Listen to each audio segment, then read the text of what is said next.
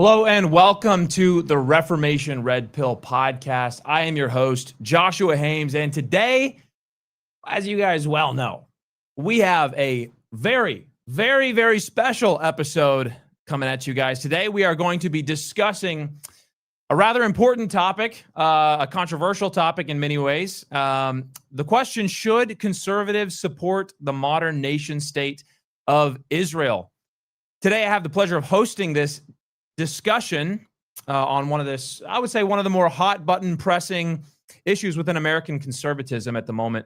And I've got two very influential men, very important guests that I'm going to introduce to you guys. And for those of you, I haven't had them on my show before, so I'm going to give them a chance to introduce themselves.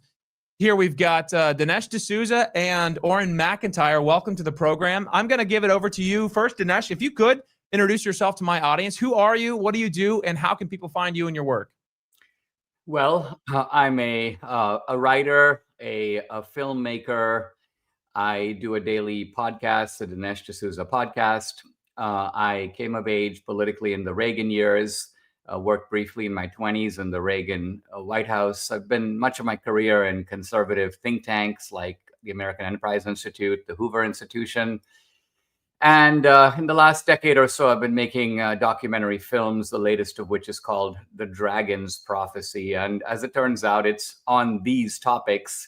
In other words, it covers Israel, Hamas, anti-Semitism, radical Islam, but also biblical archaeology and a hint of biblical prophecy. So if I can mention the website, it is thedragonsprophecyfilm.com. It's films in theaters for a couple of days, October 6th and 8th, and then it's in streaming and DVD. Excellent. Thank you. And over to you, Auron MacIntyre. Who are you? What do you do? And how can people find you and your work? I'm an author, and I write and host a show over on Blaze TV. I also came of age politically reading books like Dinesh's. So always fun to have discussions like this. Thanks for having me. That's great. I noticed that neither of you got raptured, which is really great because I was worried that this wasn't going to work out for that very reason. But you're both left behind like me, so we can work this stuff out in real time. So I noticed. All right, let me frame this discussion here for us.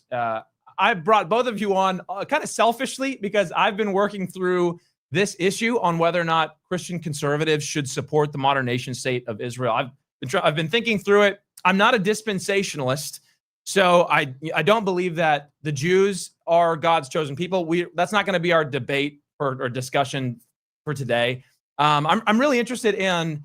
So this is really started as a Reformed theology podcast. So we're covenantal. We believe that the modern people of God are made of Jews and Gentiles as the church. But we're not trying to necessarily get into the theological element today. I'm actually very interested in the kind of realpolitik, geopolitical reasons for why Christian conservatives should or should not support the modern nation of Israel. Now, that being said, if either of you bring in the theological reasoning into the discussion, happy to have that. I'm just giving a little bit of the framing for what I'm interested in and what I'm trying to get at today. Because I haven't been convinced either way. Like I really could be convinced that it is in America's best interest to support the modern nation state of Israel, or it might not be. And so that's kind of why I brought you both on. But before I get into our first question, which is really just, should we support the modern nation of Israel? I want to ask both of you guys a question. I consider myself a Christian nationalist, and I want to know how would you identify yourself as a Christian nationalist? Matt Walsh kind of came out and waved that banner the other day. Dinesh, I'll start with you. What do you think of the term Christian nationalism? Do you consider yourself a Christian nationalist? In general, I'm pretty comfortable with that label. I wouldn't take it all the way. And here's what I mean. I'm a Christian nationalist in the sense that I'm both a Christian and a patriot. I'm certainly America first, but I don't understand America first to mean America alone or America only. This, I think, is going to be key for our discussion. The term Christian nationalist, I think, is a little, and nationalist becomes the noun. That would have seemed to imply that nationalism is primary and Christian serves nationalism. I think it's actually the other way around. And by that, I mean, if it ever comes down to a choice between my country and my Christianity, I'm going to have to go with the Christianity. So Amen. for that reason, I can't fully endorse the idea of Christian nationalism, although I'm in a colloquial sense very comfortable with it. I occupy both those terms very well. Okay, interesting. What about you, Auron? I've said this many times. I think the problem with the Christian nationalist title is that it's a leftist trap rhetorically. I agree with Christianity and I agree with nationalism. And so to that extent, yes, I follow the objectives, I guess, of many Christian nationalists. But ultimately, I think that embracing the term is a problem. I also think that it limits the discussion on nationalism because, of course, Ethiopia is a Christian nation. There are many Christian nations, but America is its own thing. I'm an American nationalist. That, of course, involves Christianity because America is founded in Christianity. But I feel like the term Christian nationalist is actually a little too broad and a little rhetorically sloppy. But ultimately, I would not, probably disagree with of course, the idea that we should have laws completely informed by our Christian faith in the United States. Good. Oh, that's great. I mean, it seems like we're getting down to the first principles there. It seems like we agree on generally speaking on what we're pursuing there. That's great. Yeah. All right. So I'll just start with you, Dinesh. Very simply, why do you believe that Christian conservatives should support the modern nation state of Israel? Well, I think the reasons are biblical, they are moral, and they are practical. So those are three broad categories, and they're all quite different.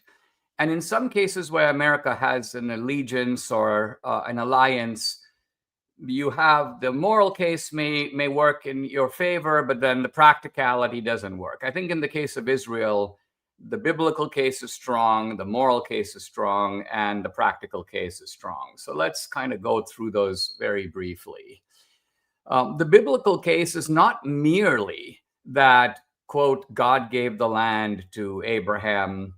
That's part of it. But it really is more than that. It is the idea that Israel is the spiritual root of Christianity and of Western civilization. We often talk, the philosopher Leo Strauss spoke of Western civilization as having its root in Athens and Jerusalem. And Athens is very easy to defend.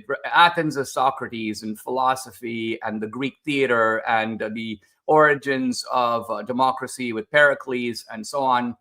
But Jerusalem is controversial because Jerusalem is Abraham and the Bible. It's the Ten Commandments and the Hebrew prophets.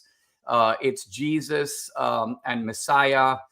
So Western civilization is really inconceivable without either of those two basic roots. It's kind of like a two-legged stool. You cut off one leg and basically the stool is going to fall down. So the point here isn't just that Israel has rights, which of course it does.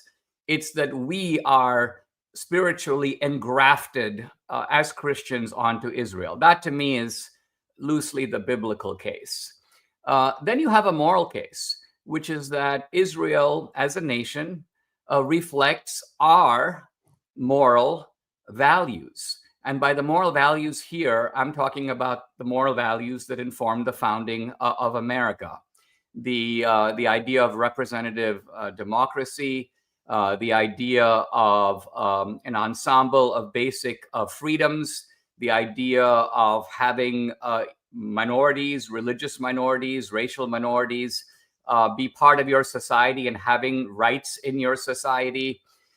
Israel resembles us in that respect. And it certainly does so to a vastly greater degree than any of its hostile neighbors, and certainly the people that Israel is fighting against. But the third case, which is the practical case, the Realpolitik case, to me is the strongest. And the most important. And that's the case that nation states should pay attention to. Let's remember that the world is a very dangerous place. And it is full of hostile gangs that are heavily armed and in some cases informed by radical ideologies that declare us, by us here, I mean the United States of America and the West in general, to be their sworn enemies, and they are dedicated to our destruction. Now, this agenda does not come from Israel. When Hassan al-Banna started the Muslim Brotherhood in Egypt in the 1920s, he was utterly indifferent to Israel. His argument was something entirely different. It was something more like this.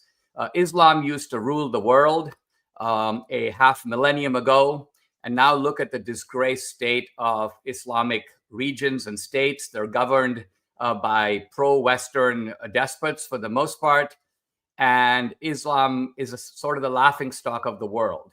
And he said, why is this? Well, the answer is, he says, we're not really following true Islam. We need the force of Islam's original revelation. We need to mobilize the way the armies of Muhammad did. We maybe need to do that in a new way, using both conquest and infiltration of Western societies. So you have this worldwide project undertaken by the radical Muslims, and they're doing it right now by taking over cities in London. They're infiltrating cities in the United States. And this is way beyond the Palestinians or Hamas. We have massive states like Iran and Turkey that are part of this project. They are, of course, abetted by countries like China and Russia. So you have this hostile alliance, this sort of axis of hostility, if you want to call it that. And that's the reality of the world. So a country like the United States in that environment has got to ask, what friends do we have in the world that are going to help us to defeat and block and thwart this axis? And it's not just about Israel. Let's look, for example, at the rising power of China.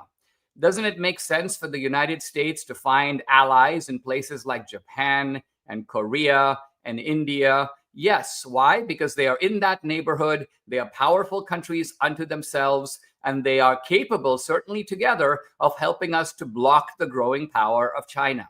Similarly, in the Middle East, we have one country that happens to share our values. By the way, when we're talking about countries like India and South Korea, they may share our values to a much lesser degree, but nevertheless, they are realpolitik allies.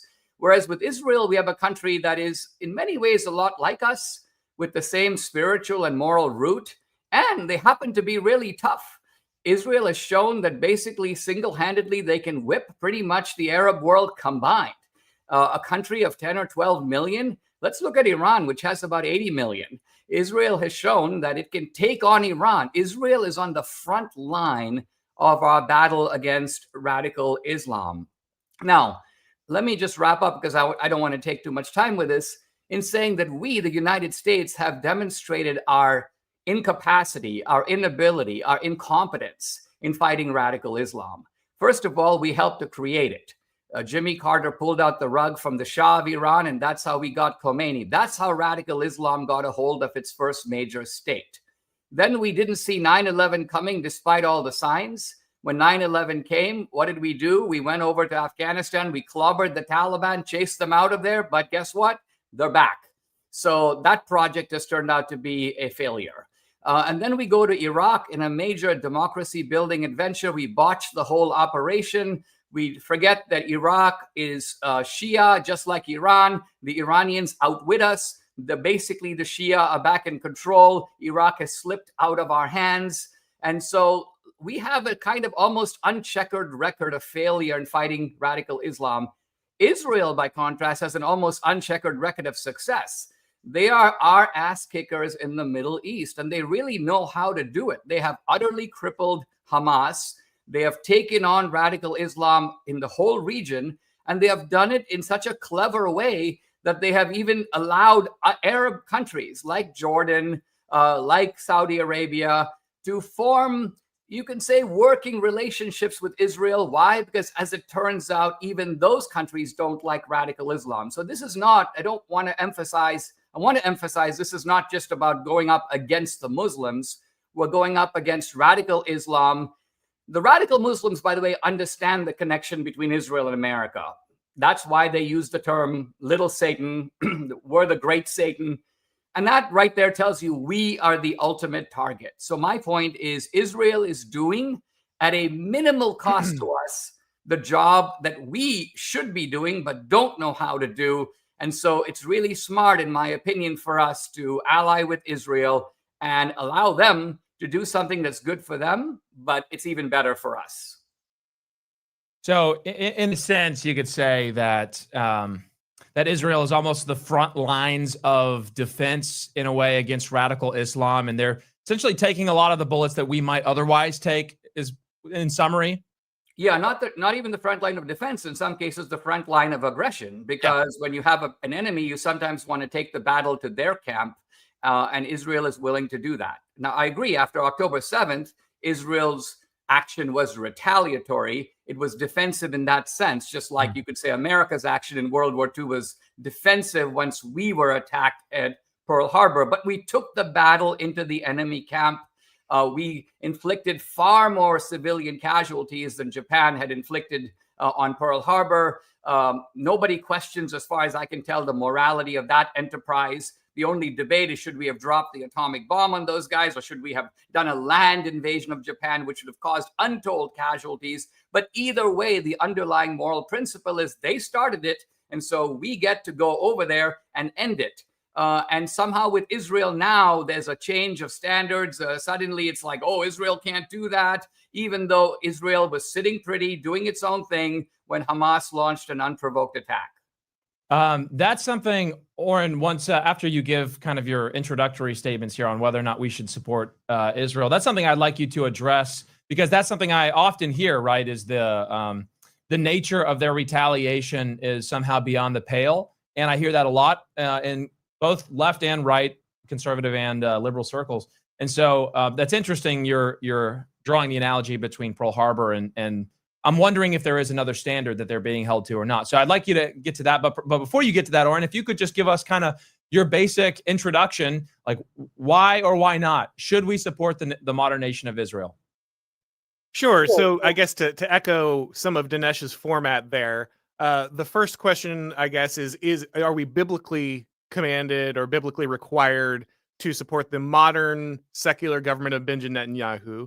And my answer is no. I don't believe that the Bible requires us to do so, but that gets into issues of theology. Like you said, we're not going to be focusing on that. So we'll just say we have a difference there on a theological basis of whether the Bible mandates us to see the current Jewish state as the instantiation of some people we owe an allegiance to because of our roots in Christianity. Of course, Christianity has a history in Judaism, but they are distinct faiths. They are not the same, and I don't think that we are in any way required to see Judaism as some essential part of our faith that we must go out and defend in the modern political order. I want to wrap a little bit of my moral and practical arguments in the same argument. And sorry, I don't want to be pretentious here, but I'm just going to read a little bit of George Washington's farewell address, because this is literally just what I'm basing my idea of what our American foreign policy should be, because I think our founding fathers knew what they were talking about. And I think having the very first president of the United States lay out exactly what he believed our foreign policy vision should be as a constitutional republic is pretty important. So he says, in the execution of such a plan, nothing is more essential than the permanent, inveterate antipathies against particular nations and passionate attachments for others should be excluded, and that in place of them, just and amicable feelings towards all should be cultivated. The nation which indulges towards another a habitual hatred or habitual fondness is in some degree a slave. It is a slave to its animosity or to its affection, either of which is sufficient to lead it astray from its duties and interests. Antipathy to one nation against another disposes each more readily to offer insult and injury, to lay hold of slight causes or umbrages, and to be haughty and intractable when accidental or trifling occasions of dispute occur. Then he goes to what the problems with actual being overattached. He says, so likewise a passionate attachment of one nation for another produces a variety of evils. Sympathy for the favored nation, facilitating the illusion of an imaginary common interest in cases where there is no real common interest that exists, and infusing into the enmities of others betrays the former into a participation in the quarrels and wars of the latter without an adequate inducement of or justification. He also goes on to explain that this favored nation status will create factions inside of the country, that different political parties will form around the idea of whether they are pro or against this favored nation. This will also, he says very specifically, again, this is his words, not mine, invite foreign influence into the nation. People will see themselves as either more American or less American based on their willingness to support that nation and not their actual care for their own nation. And so he says we should just never, ever treat a nation as if it is our favored ally, our special ally, our eternal ally. These things are all huge mistakes because ultimately they will drive division and they will give foreign interests the ability to wedge into our politics and drive us apart. He also warns repeatedly that this is going to make people identify an attack on or criticism of the favored nation as an attack on America itself. And this is very dangerous because if you're not able to criticize foreign governments without being seen as unpatriotic or un-American, which we have heard very, very often, unfortunately, from very many pro-Israel commentators, then that means you are basically tying your patriotism to support of another government you do not control, which is extremely dangerous. So I think the point here is, I don't think we should hate Israel. The people who loathe Israel make their entire lives about hating Israel. It's all Israel. It's all the Jews, whatever. That's exactly against what George Washington said to do. But so is being obsessed with Israel in the positive sense. They're our greatest ally. We have people like Ted Cruz saying, I got into the Senate to become Israel's greatest champion. We have people like Tammy Bruce, who are working for the administration, saying, well, America is the second best country next to Israel. It's very clear that George Washington's warning to us has manifested very obviously in our society. And finally, I'll just say, to the point that Dinesh was saying, practically when it comes to, well, Israel's just better at this stuff than us. Well, two things about that. One, kind of, they're in the region, so they're more familiar. I trust that they have a better understanding of the dynamics, but they make all of these actions with us behind them. It's like saying, okay, well, this 5'5" guy is really good at fighting as long as he's got Andre the Giant standing right behind him. That's true. Israel is capable. They are a capable military nation. But behind all of that is the idea that the greatest superpower in the world is standing there to ensure that if things ever really get out of hand, we can come in and manage that situation for them. And everybody knows this. There's a reason that we move our aircraft carriers into position the minute Israel is going to take action. And finally, Machiavelli told us that ultimately the prince who wins victories under the arms of another has won no victory at all. If you cannot win the victory on your own under your own arms, then you have become dependent on another power. You have lost sovereignty. So I don't mean this in the sense of Israel tells us everything that we need to do, though I think they do have far more influence than they should in the United States. But I mean this in the sense of if we are entirely dependent on another nation for a critical part of our military operation, we are de facto handing sovereignty over to that nation. Again, this is not some, rumination on our current political environment. This is an eternal truth of politics from some of our most critical political theorists. So I think at the end of the day, if we need a capacity to go into the Middle East, and, a lot of this is we don't actually have to do that. The whole idea of we go over there and fight them there so they don't come over here has failed entirely because, large chunks of America are now turning Muslim. We have city councils in Dearborn, Michigan, telling Christian pastors to go pound sand because they're going to blast the call to prayer over the loudspeakers as much as they want. And you're not welcome here, white Christian man, in your own country. Same thing happening in Texas. We have, Muslim only cities setting up there.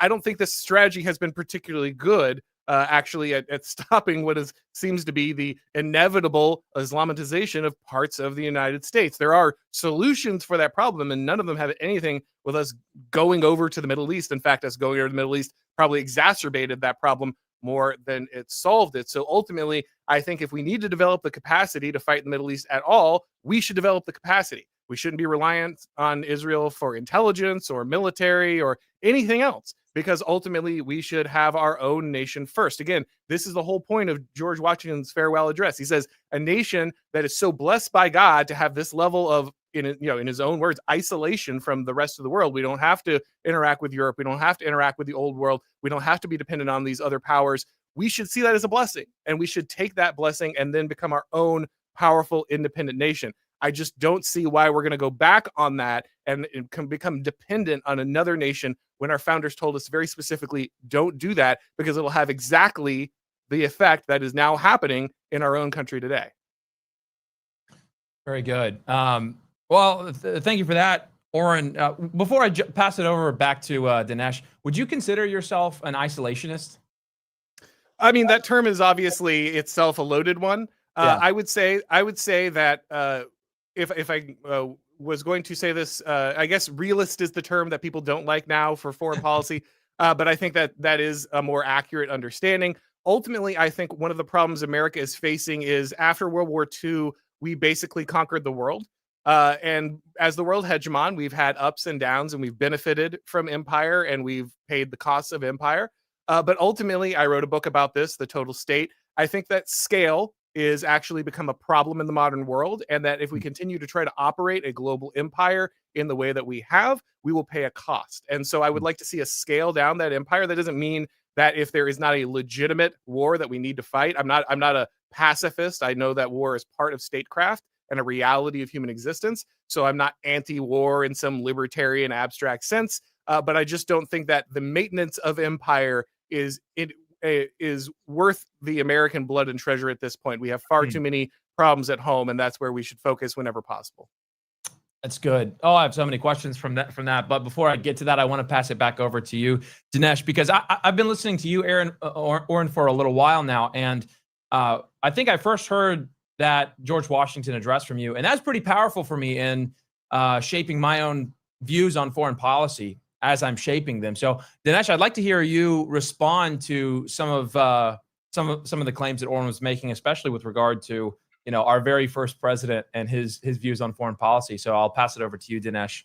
Yeah, this is a really interesting conversation because our disagreements are more at the granular level and not, I think, on sort of fundamental principle. I mean, my admiration for George Washington borders on the devotional. So I'm going to start by saying our areas of agreement. I think that helps to sharpen where we disagree. So Washington says, number one, that we don't have any permanent friends or enemies. Countries can be friendly to us on this matter and then turn against us on that matter. And I agree with that. I'm not suggesting that we have some joined at the hip relationship with Israel where no matter what they do, let's just say, for example, that Israel decided to become hypothetically a fascist dictatorship tomorrow. I'm not saying that our position to them should remain unchanged because, hey, they're still the nation of Israel and Athens and Jerusalem and all that. No. Similarly, we have other friends in the world, right? We have both a historical and a kind of moral alliance with Great Britain. America came out of Great Britain. Of course, we had to fight a revolution against them, but we remain closer to Great Britain even now than we are even to other Europeans, let alone to countries like, for example, the Congo or Papua New Guinea, with whom we have much less in common. So this is, in fact, the architecture of the world. Now, when America was founded, America was sort of like the infant on the playground with lots of big bullies running around. And George Washington, very shrewdly, and taking a cue from Machiavelli, developed a foreign policy appropriate to that situation, right? When everybody else is bigger and stronger than you are, you don't really want to go around picking fights in the playground because you're going to get clobbered. In fact, George Washington himself would have gotten clobbered had the British fought him the way they fought Napoleon. Washington's insight was that the British would never do that. The British did not have their existence at stake. America was a distant country, And it was not worth it for the British to deploy that kind of force. And so the British lost heart. A guerrilla war was enough to sort of scare the British away. And that's why the American Revolution was a success. The British could have won that war had they wanted to, just like Israel could completely level Gaza if it wanted to, but it didn't want to. Now, right after the founding generation, as America gained in stability and strength, it became really apparent that bad things were going on outside of America, but in the general vicinity of America. And that's why the Monroe Doctrine. So the Monroe Doctrine was necessary. Remember, the Monroe Doctrine was put into place by the latter part of the founding generation itself. And the Monroe Doctrine was, don't mess in my backyard. So this would be, this refers really to the continent of the Americas. So you begin to see American foreign policy shifting, not because Madison and Jefferson and Monroe did not agree with Washington, but because the circumstances were different. They recognized, hey, I'm no longer the 2-year-old on the playground. I'm now a 7-year-old, and there are other 6 and 7-year-old kids, and there are a few bullies around who would like to come around into my neighborhood, and I need to figure out ways to block them. So you see America maturing, if you will, and applying the Machiavellian analysis to the new situation. Now, it's hard to disagree that after World War II, America finds itself, some people may think this is a curse, I don't, in the position of being the strongest power in the world. And we have remained that for the past 70 years. We can pretend that that's not the case, but it is the case. But sometimes being the strongest power in the world motivates strong enemies. It was obviously the Soviet Union. We won the Cold War. That was a good thing, in my opinion. And now we see the primary enemy of America, radical Islam. It's not because we sought this enemy. It's not because we singled them out. That this is a force that arose out of the Middle East, making that region critical because it is the launching pad for the hostility and the attacks on us. So it seems to me we have to take stock of our realistic situation now. And the principles of Washington remain valid, but the application, in my view, is different. So I support kind of a Reaganite foreign policy that is very cautious in the use of force. I don't support the use of military deployment in Israel. So I'm not suggesting any kind of a blank check or unlimited support for Israel. I'm saying Israel is 5% of our foreign aid budget. We give $3.8 billion to Israel. I'm not even wedded to that amount, but it seems to me we get a lot for that. By the way, most of that money goes to our own defense contractors, and the defense contractors basically produce military equipment, which then goes to Israel. But for someone to suggest that like that paltry sum by the standards of the kind of money that our government spends, I mean, we spend that kind of money on 1 or 2 agencies that basically have bureaucrats that sit around twiddling their thumbs and doing absolutely nothing. In this case, we're getting a lot of value for that money. And so, look, it's a prudential call at the end of the day. But just as I think, by and large, that we have other allies in the world, they're not permanent allies, but there are allies now in this situation. Japan and India are important to us because China has become so powerful. When China was a sleepy country that was basically a third world country with just a large geography, it's not so important for us to have those allies. Maybe a day will come when the Islamic countries all settle down, radical Islam is defeated by moderate or traditional Muslims in their own region. I don't see this happening. I think they're actually gaining traction. But if it did happen, you could then say, well, look, there's no reason for us to be hostile to Israel, but there's nothing they're really doing for us over there. But I don't think you can reasonably say that now. That's interesting. So it seems like for both of you, the principle is there that in theory, if it were to benefit America, you're open to supporting any ally. I mean, you're obviously saying that, Dinesh. Would you agree with that in principle, Auron? Again, I want to be careful with supporting an ally in phrasing here, because, and I want to be clear here, I don't want to make arguments against things that Dinesh is not saying. So I want to just say here now, I'm going to address a wider feeling and not what Dinesh, not the discrete standing that Dinesh has put out here, like as his position.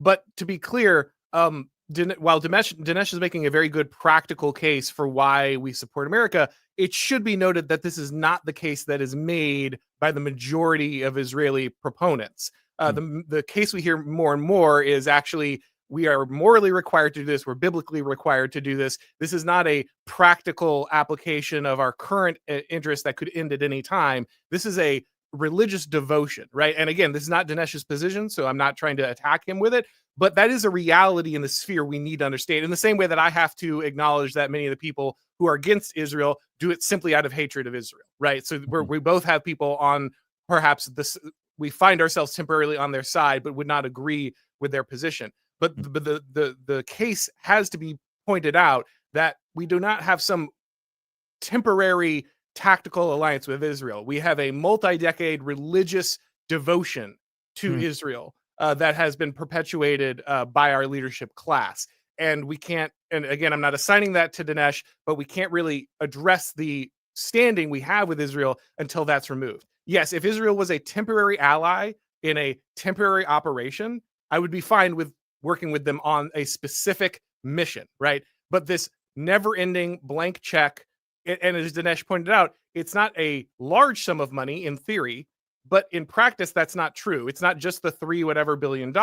It's also the deployment of aircraft carriers. It's sending the missile defense systems. It's all the other things that we do that go on top of that can quickly double or triple that budget. And even then, it's not about the money, because if that money is not that important, well, Israel's a rich country. So why does it need $3 billion from the United States when it's an incredibly rich and competent country? And the only answer that really makes sense is it ties us permanently to them, so that if another country attacks them, or if they take an action that another country disagrees with, and there's some kind of reciprocity or some kind of reciprocal action against them, then all of a sudden you're actually dealing with the United States, not just Israel. And so I think that when we say, okay, if this is a temporary tactical alliance, we would be for it, I'd say, yes, that's true. However, the facts on the ground is actually what we have is a multi-decade religious devotion that is then also backed up by a practical fiscal tie that requires us to involve ourselves and requires every other nation to know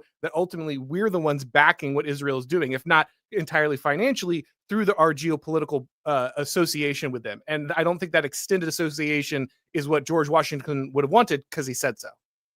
Yeah, I see. So there's the fiscal side of the partnership, but then there's the question of it's what you're getting at is everything that comes with that fiscal partnership, or even beyond that, right? Which is influence. I mean, and that's the big question. So one question to pass over to you, Dinesh, would be, do you think there's any truth to the statement or the claim that Israel has too much influence on American politics or politicians or anything like that?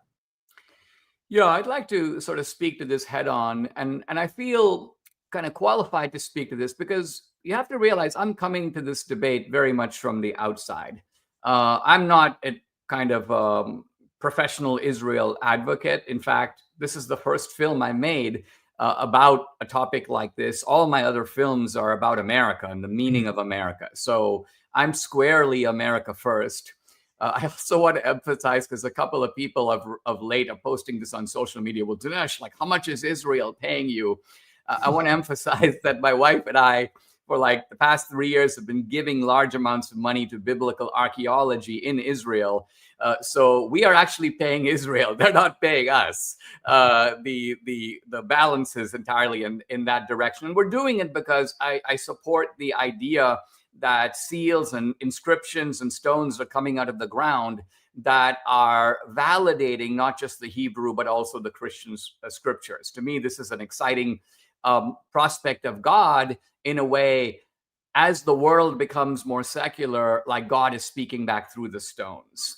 Now, I want to talk about the biblical aspect, but maybe we can get to that because I want to hone in on the issue of Jewish influence.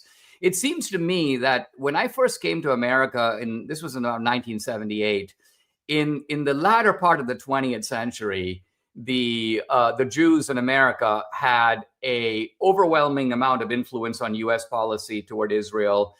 It's not entirely surprising because Jews, although small in number, are very powerful as a group. They're the most successful tribe in world history. And they've done it, by the way, not because of preferential treatment, nepotism, DEI. They've done it because they're smart. They work really hard. They've built up this influence in the society, right?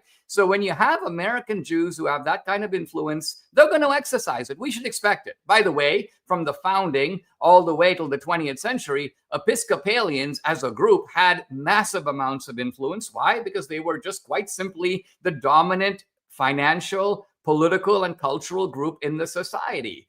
Now, I would suggest that that has all changed. And you can see it in the Democratic Party. The Democratic Party used to be strongly pro-Israel. The Democratic Party had a lot of Jewish congressmen and senators, and I'm not saying it was exclusively them, but nevertheless, the pro-Israel faction banded together, and the Democratic Party was like, yes, Israel all the way. But you notice that the Jews have not been able to hold the Democratic Party. Why? Today, the Democratic Party would much rather bow to the Ilhan Omars of the world. They would much rather bow there. Look at Mamdani and the advances of Mamdani in New York. Mamdani is the combination of the cultural left plus radical Islam, and he's doing just fine in New York City. So if the Jews were all that powerful, they would have shut him down long ago. You wouldn't have the Squad. You wouldn't even have an anti-Israel faction in the Democratic Party. And I would argue it's no longer a faction. It's now the dominant force. The Republican Party, by contrast, is pro-Israel, but it's not because the Jews are helping us. The Jews are not helping us. They don't vote for us. They don't give us a ton of money. The reason for the Republican Party's support of Israel is, in fact, ideological, and most of that ideological support is coming from evangelical Christians who are drawing on biblical arguments and reasons for that support. So I think this is a fair picture of the complex reality. To say that like the Jews have too much influence, you can debate it. I think successful tribes generally have more influence than unsuccessful tribes. But I would suggest that because of their sheer numbers, which is the Muslims are now, 2.2 billion in the world. They've got a tremendous amount of oil money. The influence of Israel is more than countered by the influence and money of Qatar. So the Muslims are investing a tremendous amount of resources, financial, political, organizational, in this country. And so to speak unilaterally about like the Jews have too much power kind of misses this big picture. Okay, that's great. I'm gonna basically have the same question over to you, Auron, and I'll ask you the question. Do you believe that Israel and Jewish influence is actually a problem in American politics? But before I do, I'm going to have us go to one of our sponsors for the episode. So thank you guys for anyone who's watching. If you like what I'm doing, if you like what we're doing over here, go over to our sponsors, patronize them. They're awesome. And in particular, Mount Athos, because they're the best. Here you go. In 1 Timothy 4:8, the Apostle Paul tells us that physical training is indeed valuable for the Christian life. And while physical fitness is not the most important thing in the Christian life, it is still of great importance, particularly for men. Why? Because God has called you to protect and to provide. Men, you are called to be protectors. Therefore, God is calling you to be strong, spiritually, emotionally, and yes, even physically. Physical fitness is also important because God has called you to provide. Your family needs you to live a long, healthy life. So, get strong and stay fit with Mount Athos. They are a Christian fitness company that uses some of the best natural ingredients. So I've personally been using their supplements for 6 months now, and I'll tell you right now, I am not going back. They are my new supplement brand. So, stop giving your money to pagan fitness brands that can't even tell the difference between men and women. Join Mount Athos in creating the next generation of health, strength, and spiritual vitality. Visit athosperform.com/reformation. And don't forget to use code reformation for an exclusive discount today. Okay, I'm going to pass it over to you, Auron. It seems to me, Dinesh, that you're saying that yes, Israel has influence in our politics, but that's because they are, a high performance people, and so it would make sense that they have influence. Would that be a proper summary of how you would put it? Well, let's be careful. It is true that foreign countries have lobbying operations, but those should be distinguished from people in America who are pro-Israel for whatever reason. So I'm talking about American Jews. I'm talking about American evangelicals. So certainly in a participatory democracy, we get to say as citizens, we think it's good for America to do this. We think it's good for America to do that. I don't think that the Jews have a dual loyalty. I think they genuinely believe that for America to support Israel is good for Israel and good for America. And that is the way we have democratic debate in this country. Excellent. Well, I'll pass it over to you, Auron. What is your position on Jewish influence or Israeli influence in America and in American politics? Yeah, I think at first we should separate Israeli and Jewish influence, because Israel is not Jews and Jews are not Israel. In fact, many Jews are secular and hate Israel and go out of their way to protest Israel. Some of the loudest voices in anti-Israel protesting are Jewish. So I think it's a mistake to conflate these two. So I'm less concerned about the influence that Jewish Americans have on America if they are American, because that's not a foreign nation. I have a problem with Israeli influence because it is a foreign nation and they should not have direct influence in our government. So there are a large number, like I said, of secular Jews, and they continue to vote for the Democratic Party. They don't, as Dinesh pointed out, they don't give money to Republicans. They don't vote Republican. Still 70% liberal, pretty much all the way down. The main problem that would exist for Jews having any influence in America would be if they advocated for an outside force. If they're not doing that, then that's not the issue. If you look at then Israeli influence, I think it's very clear that there is an undue amount of influence. It's very clear that even Donald Trump has said this pretty openly. Hey, you guys have a really powerful lobby in the United States and you can bend a lot of people to your will. He said that, and he doesn't even say that as an attack. He I think ultimately really does love Israel, but like that's just an admission of the reality on the ground. So you don't really have to go to some weird conspiracy theory to ask, does Israel have a lot of influence in the United States? Because Donald Trump will just tell you the answer is yes. I also know this just personally. I mean, Dinesh has been doing this a lot longer than I have. I've only been doing this for about 3 years, but honestly, one of the first things that happened when I got a show on a major network is I got the call, like not from my network, but like I got the call from a lot of pro-Israel people who all of a sudden I had never heard of and who had never heard of me, but they're all very interested in my show and who I was going to have on a guest and what would my positions be and can I put their guests on to give their positions. And hey, just very influential people suddenly started contacting me and saying, here are the people you should be putting on your show, the positions you should have. And their concern was mainly centered around the state of Israel. I also get about 1,000 emails a day from different pro-Israel groups. Now, is there anything ultimately wrong with Israel as a country fighting for its own interests? No, but I've never gotten an email from Qatar, and no one's ever called me and said, here are some issues you should probably think about in the way that Qatar prefers. So the idea that there's just a similar level of influence is incorrect. Now, I don't think that Israel ultimately is a particularly insidious nation this way. I don't think it's like somehow unique in its desire to have influence on the imperial hegemon of the world. I think a lot of countries, as Dinesh pointed out, do want that. I'm sure Qatar is one of them among many. We have, unfortunately, too many foreign interests fighting constantly over control of our government. It's very clear that there is far too much foreign money. Many of our politicians are owned by places like China.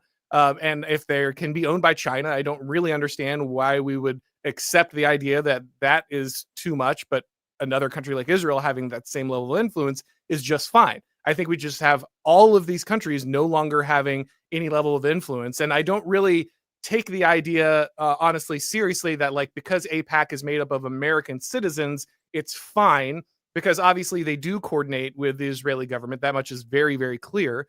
Also, if I moved to Japan and I became a lobbyist in Japan, and all I did was argue for the well-being of America in Japan, and maybe moving more Americans in there, fighting wars on behalf of America, giving money to America, I think it would be pretty clear that even though I guess technically I have immigrated to Japan and maybe become a citizen in Japan, I'm not really operating in their interests, right? So if you're an Armenian and you're constantly lobbying for Armenian interests in the United States, then I'll just, I think it's fair to say, okay, perhaps you have some loyalty to both.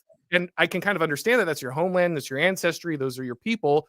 But that kind of says something, right? Like that means something. That again, I don't think that any of these things need to be demonized. It's not like, oh, this is something particular to Jewish people. No, we can see this in Ilhan Omar, saying, I'm actually here for Somalia and I'm here to serve the interests of the Somali community in the United States. When I worked for a Greek politician, he was constantly talking about what America could do for Cyprus or whatever they were fighting over with Turkey at the time. So like these like ghettoized ethnic interests, for better or for worse, are born, and I think entirely for worse, are bored into American politics at every level. It's not just Israel, but Israel is the most notable example. Everyone can kind of see that. It's not.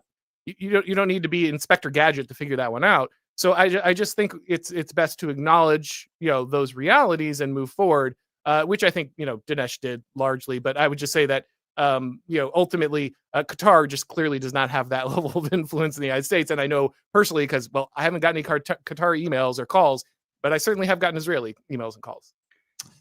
Well, can I jump in on this? Just yeah, briefly? I'll just pass it over to you to respond to that. I think this is one of the cruxes of y'all's disagreement here, and so I'd like to hone in here, and we can get on to some of the biblical discussion as well. But let's hone in on this.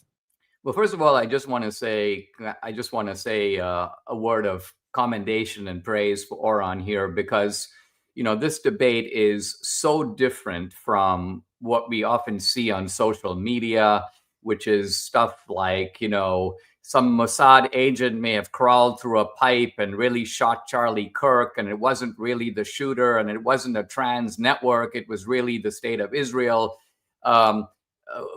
This debate is being conducted at a completely different level, much more, I think, honest, and also getting to the heart of the matter. Now, Auron made 2 points, and the first one I agree with, and the second one I don't.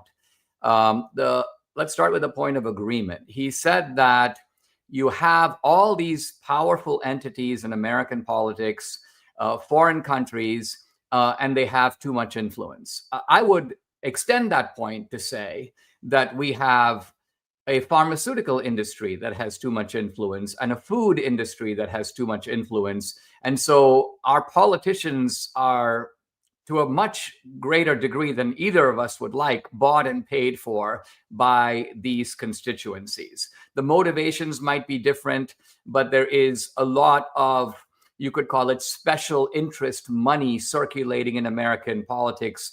Israel is part of that, but it's by no means the dominant part of that.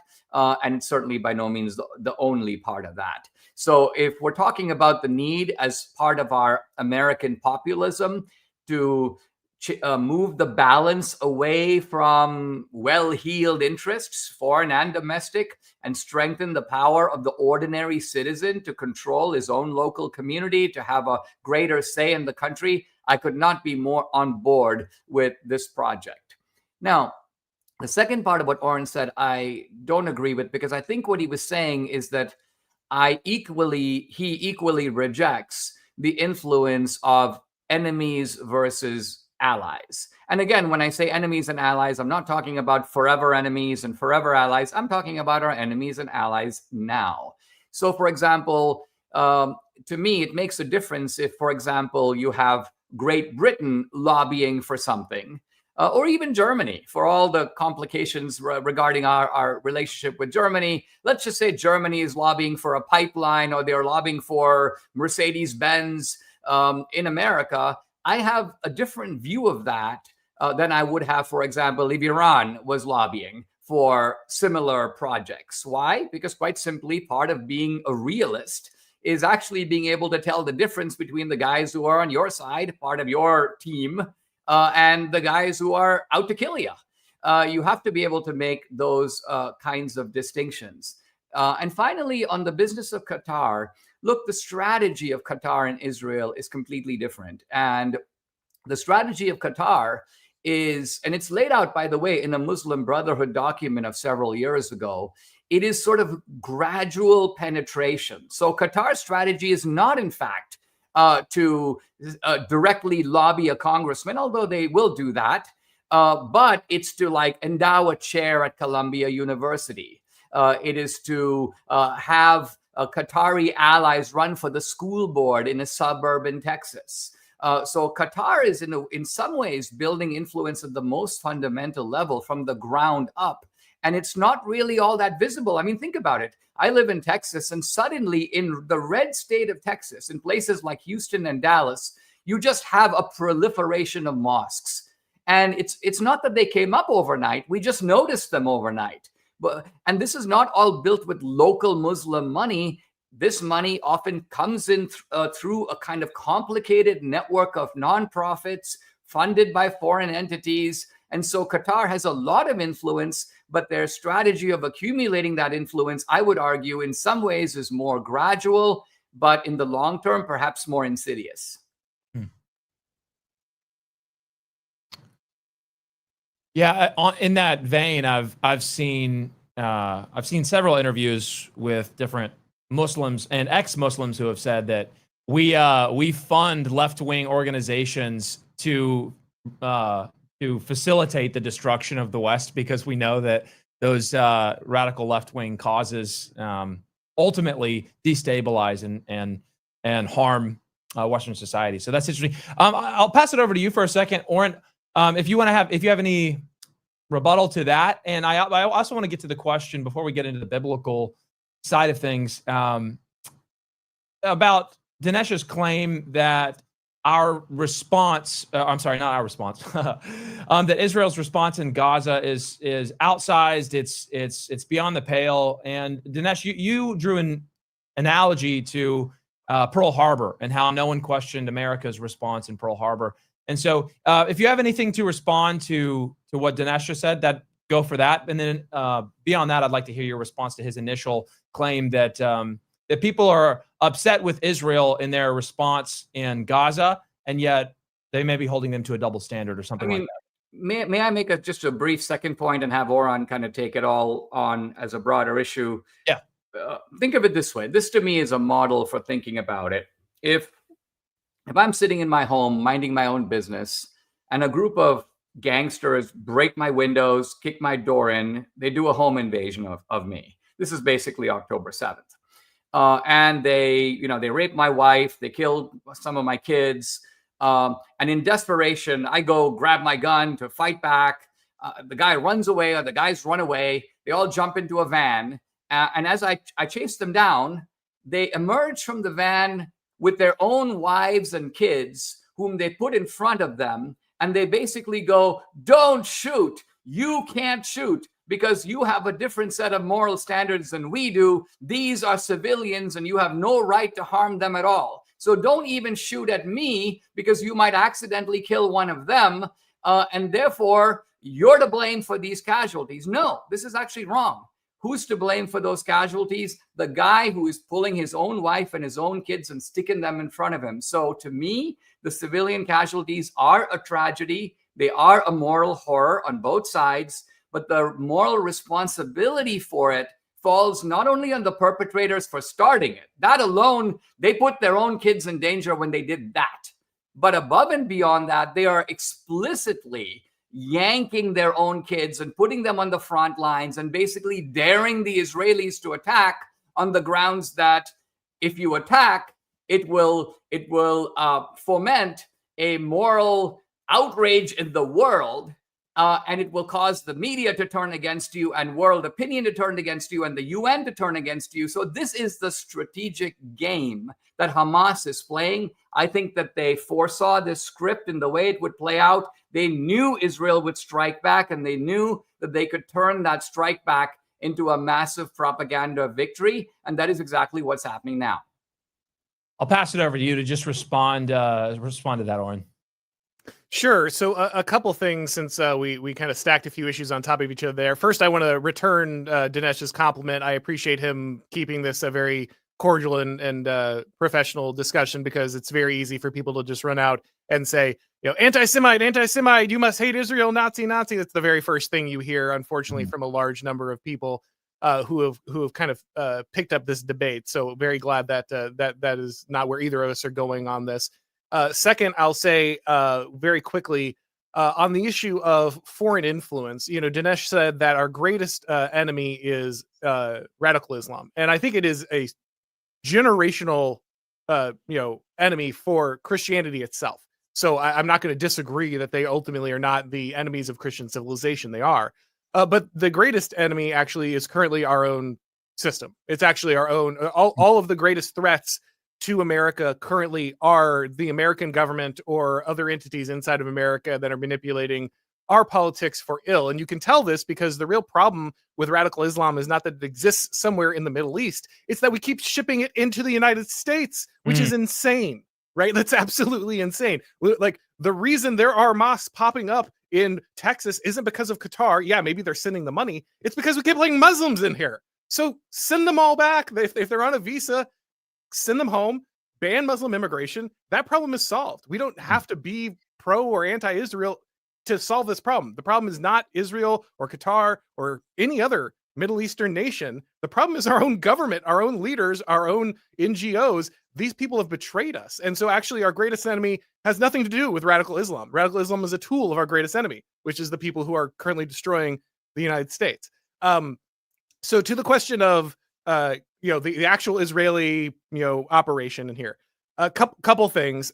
First, the Israel's response to Gaza is separate from Israel's invasion of several other nations simultaneously.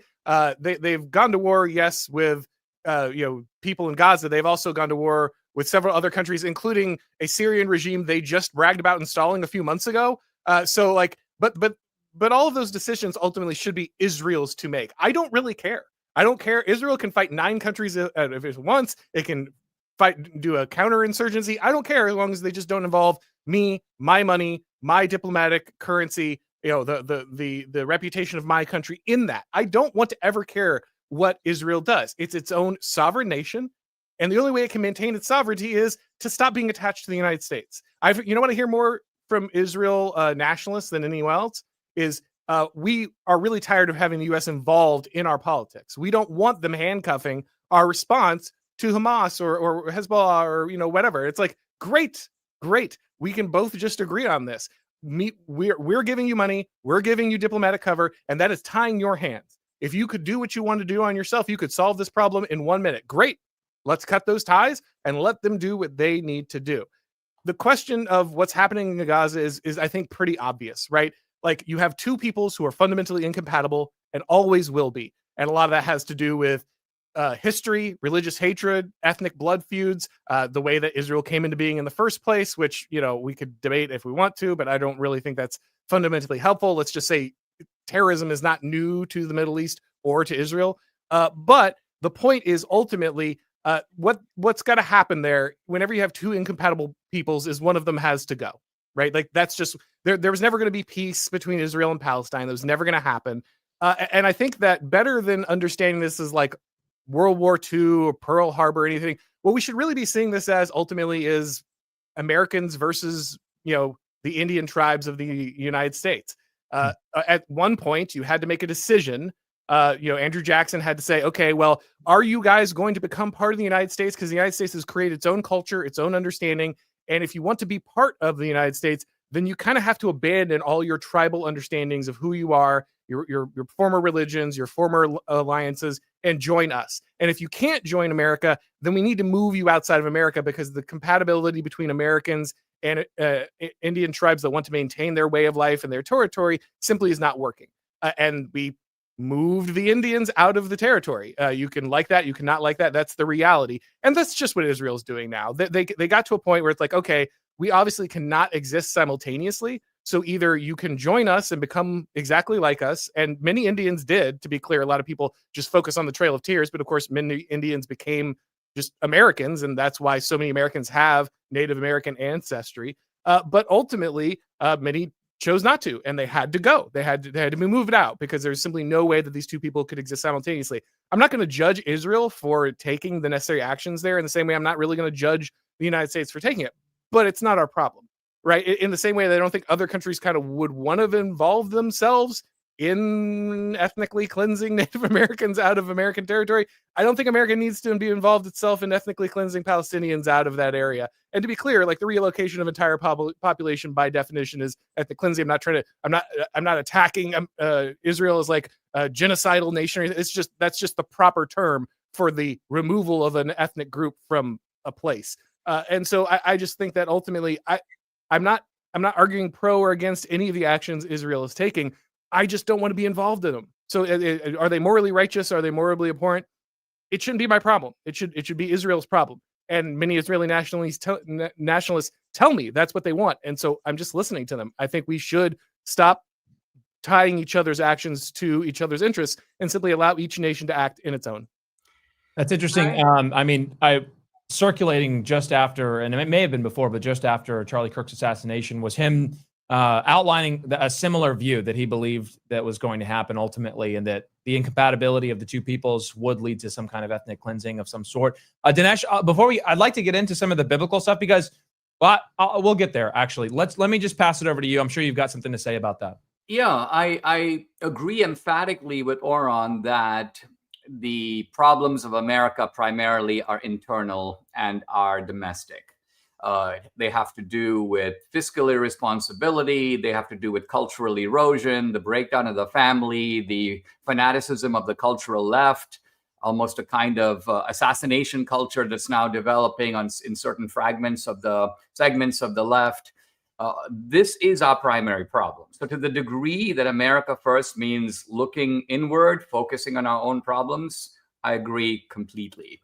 But it is worth noting that part of our problem here is that our cultural left has made a bizarre and yet in some ways understandable alliance with radical Islam.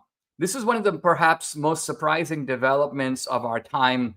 I talked about it in a book called The Enemy at Home as early as around 2006, 2007. That book caused a major scandal at the Hoover Institution because when I published it, the whole idea was the clash of civilizations. We're the good guys, they're the bad guys. And I go, no, basically we have a huge divide in this society. So there's no we. And the left in this country is going to sort of get into bed, make strange bedfellows with radical Islam.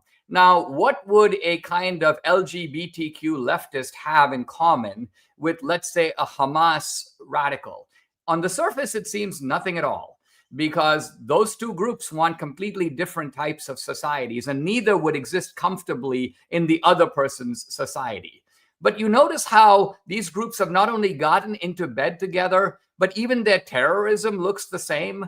I mean, the terrorism on behalf of Palestine. When Charlie Kirk was shot, let's be very clear what he was shot about, right? He's not going to be shot over his view of fiscal responsibility. Nobody's going to shoot Charlie Kirk over his view of tariffs. The issues that get you shot right now are basically two: Palestine and the trans issue. And right there you see the connection between radical Islam, that's the Palestine part of it, from the river to the sea. Those people are developing their own terrorist network. And on the other side, you have the LGBTQ, or at least it's trans frontier, and we've seen multiple terrorist incidents come out of that. So this is a reality of our domestic politics, and one that we need to be aware of. We can't just say, well, the Muslims have nothing to do with this, they're all over there. They are over here, and they are cooking things up along with the radical left, and they get funded by the same leftist organizations that bankroll the left across the board. You see this, for example, even on the campus. The same leftist foundations give money to LGBTQ, and they also give money to Free Palestine. And so ultimately, from the left's point of view, the radical Muslims are just another ethnic group. It's sort of like, we got the blacks over here, we got the gays, the Latinos, we got the feminists. Okay, come on, you radical Muslims, you're another ethnic group. And that is how democratic politics, by here I mean the politics of the Democratic Party, is configured right now in this country. So we do have to deal with it. I'll pass it over to you if you have anything you want to respond to in what Dinesh just said, Auron.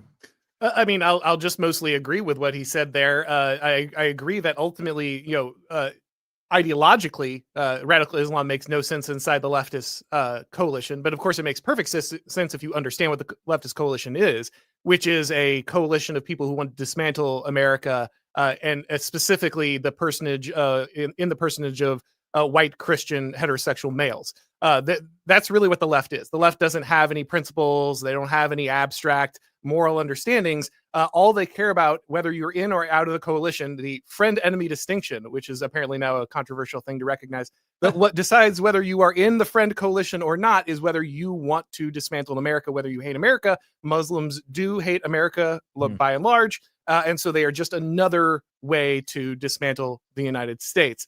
However, the only difference between, I guess, me and Dinesh on this issue, where we largely agree, is I don't think we need Israel to address this problem. I think we need to crush the left to address this problem. Israel is really just 1,000 miles removed from any need to address this issue. The issue is all internal. It's all about crushing the domestic left. And yes, they are using radical Islam as a wedge, but if we just stop importing them, then it doesn't matter anymore. So, immigration control solves this problem in a way that an alliance with Israel never would.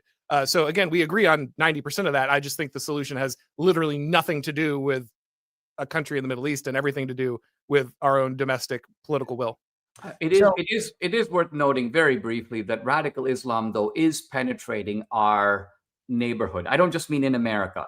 Radical Muslims are very powerful in Mexico. What are they doing over there? Mexico is not for radical Muslims, but they're there. Radical Islam is spread into South America. There are Malays dealing with it in Argentina. It's powerful in Brazil. It's essentially taken over Venezuela. If you look at the parliament of Venezuela, think about this. You've got Iranians in the parliament. Iranian Muslims serve in the parliament of Venezuela. They know Venezuela has enriched uranium. They have nefarious objectives quite apart from Israel, and they're pursuing them pretty diligently. So I don't think Auron would disagree here as part of our foreign policy. Look, we have a State Department, we have a Defense Department, or a War Department, which I like better, for a good reason. We have to pay attention to threats that are brewing around the world, and radical Islam is on the move. Yeah. So before we move on, I guess we can just have a quick little summary here. Auron, I'll go to you first, Auron. How would you summarize where you and Dinesh disagree on as it relates to issue? If you could just summarize, based on our discussion, based on what you know so far, how would you summarize your disagreement with Dinesh here? Well, I think probably wisely we've avoided the theological point up to this point, so I'll just address the Realpolitik, since that's really where we focus most of our thing here. I think the real difference is mostly that I think that we have already had an extended relationship with Israel, one that is gone on much longer and has, unfortunately, many motivations that George Washington himself warned us against. And so while I think both I and Dinesh could agree that, okay, here's a particular strike, a particular fight that we need to ally ourselves with temporarily with Israel to produce, we would both agree, yeah, let's do that. But for me, I would say, and then it's over. I don't want a lobbying organization. I don't want to be giving an extended amount of money to these guys. I don't want to be floating aircraft carriers in their waters constantly to ensure that their strikes are successful. I don't want to be sending them emergency rockets to defend themselves against whatever they're fighting against. The consequences of the decisions they've made. I want them to fight their own battles. Again, that's what I hear from Israeli nationalists, that they want to fight their own battles.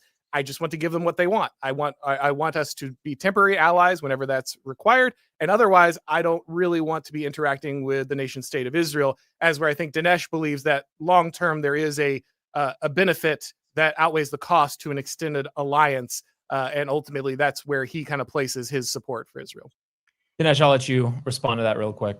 Yeah. In the era of the Cold War, America made multiple alliances because the Soviets were the primary enemy. We had nothing in common with Pinochet in Chile, but he was an anti-communist. He hated the Russians. He was a despot. But we're like, listen, you're a gangster, but you're our gangster. You're on our side in this fight. The moment the Soviet Union collapsed, our interest in, for example, propping up these dictators in South America because they were anti-communist disappeared. We stopped doing it. Now, our interest in Israel for the early part of my career, let's say 1980 to 2000, was primarily driven by our dependency on foreign oil. was driven by the fact that that's a very unstable region. Israel is an ally. We have to be involved over there because, quite frankly, we have a vital financial stake in that region. So that was the realpolitik of that. Ironically, it seems to me that our dependency on the oil is less. We have a tremendous amount of natural gas in this country. We don't actually need that oil all that much. But we have a new problem. And the new problem is that after the Cold War, radical Islam, starting with Iran, began to grow, metastasize, gain strength, gain confidence, and show that it can actually win again and again and again. The very idea that a bunch of ragtag Taliban guys could beat us in a country like Afghanistan is downright shocking. And yet, you have to admit that that is, in fact, what happened. The United States has not really won a war clear since World War II. So to me, in this environment of radical Islam, Israel is, in fact, a valued ally. Now, let's remember, when we say valued ally, very often it is America wagging the tail, if you will, or maybe my analogy is terrible. What I'm saying is it's America calling the shots. Look at Trump. He's like, I'm not going to allow Israel to annex Judea and Samaria. Now, would that be a meaningful statement if actually Israel was calling the shots? Then Trump would basically say, I'll do whatever Netanyahu wants. But I think Trump is the boss. He wants to be the boss, and he is the boss, and he's setting the limits. So American support for Israel is not only conditional, but we are getting with it the power to be able to direct Israel's actions to a degree. Now, I think what Auron is saying is stop doing it. We don't want that influence. Let them do their own thing. And I would argue in general, they are doing their own thing. Who do you think is going after Hamas if not Israel? Who do you think? Israel had every right to strike at Iran because Iran is the place where the October 7 attacks were planned and cooked up. Now, Israel did not have the power to blow up their nuclear facility. So what did Israel do? Basically, they did this. Hello, Mr. Trump. Can we borrow a B-52 for like one night, escorted by some fighter planes? Do you mind dropping a couple of hefty bombs on these guys? And then that's it. Send your B-52 home. Transaction accomplished. Look, it's not just Israel that's safer. Don't you feel safer? Doesn't Auron feel safer? Isn't the world safer and better off because Iran's nuclear facilities are crippled? And if it is, and remember, lots of people on the MAGA right oppose this. Tucker warned about World War III. Tucker said that there's going to be retaliation from Russia and from China. Tucker said, get ready for a wider war. None of this really happened. So Trump was vindicated. Israel was vindicated. But we should all be glad that that was the case because it's turned out for the better.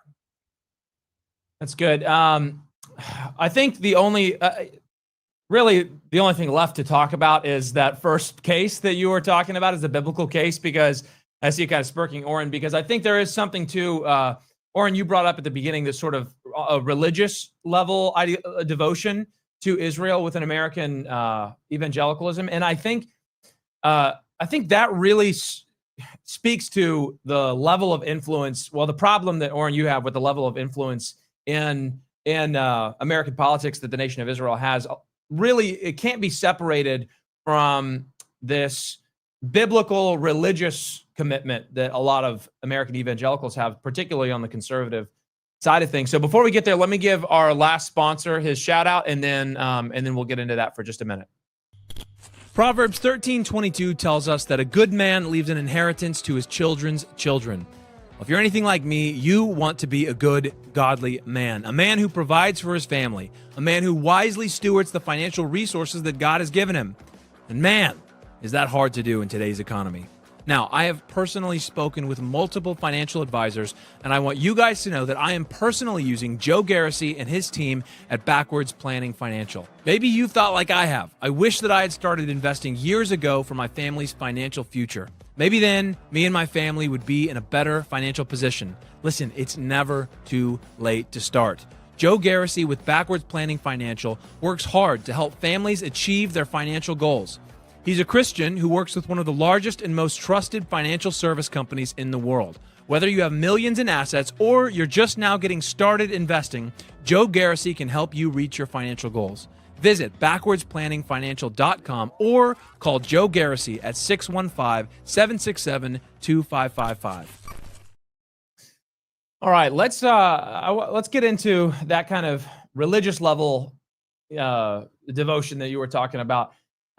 You mentioned the biblical case. If you want to tease that out a little bit for my audience, and I'll preface it with this: it seems to me that part of the reason why the discussion has turned into kind of an inflection point on the right, at least part of it, is that less and less young people identify with dispensationalism, and dispensationalism really from millennials it's starting to dilute, and then down to the Zoomers where they just have almost nothing to do with it, and that's just it either wasn't taught to them or they don't see the case for it, or for whatever reason dispensationalism seems to be diluting in the generations, and so with that comes a diluting of that religious fervor, that religious commitment to the nation of Israel.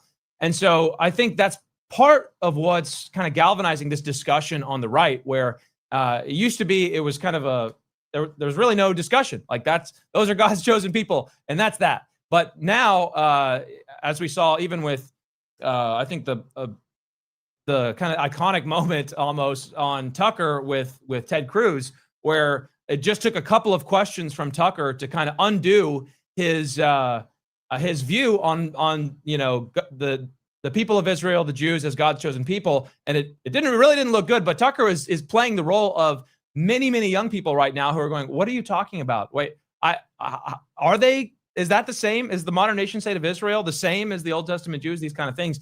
And so first, I'll pass it over to you, Dinesh, to kind of tease out the biblical case a little more, and then I want to hear from you, Auron. And I may add in a little sprinkle here and there, but I want to hear from you guys on this. So Dinesh, I'll pass it over to you, and we'll finish with this segment of our discussion. Sure. I'd like to approach this not through the lens of dispensationalism, which I know a little bit about, but not a lot about. I've seen theological tracts about the kind of unfolding of biblical prophecy, what's going to happen in the end times. My own view is to be a little resistant to all that for the simple reason that I think the book of Revelation is deliberately veiled. It is highly mysterious, and perhaps with good reason. Maybe God didn't intend us to sort of make all these end of the world predictions and try to figure things out with too much Euclidean certainty. I want to go to the mainstream Christian position, which I will identify with, I think it was Pope Benedict or Pope John Paul II, who said, "It is the Holy Land for everybody, but it is the promised land to the Jews." Now, this is not some dispensationalist. We're talking here about the kind of oldest line of Christianity, looking at things in the broadest perspective. So let me drill down into that a little bit. I think that there is a confusion between the spiritual covenantal aspect of things and the historical and you could call it inheritance side of things. In other words, the heavenly side and the earthly side. So on the heavenly side, I agree. The new covenant supplants the old covenant. There is a new man on the scene, a Messiah, Jesus. I believe as a Christian, salvation is through Jesus. It's through Jesus alone. So in that sense, the Christians are spiritually the chosen people. But this does not mean that the Old Testament is canceled out. The New Testament incorporates the old. It doesn't replace it. See, in Islam, you have a doctrine of abrogation in which, like, the later verses of the Quran cancel out the earlier ones.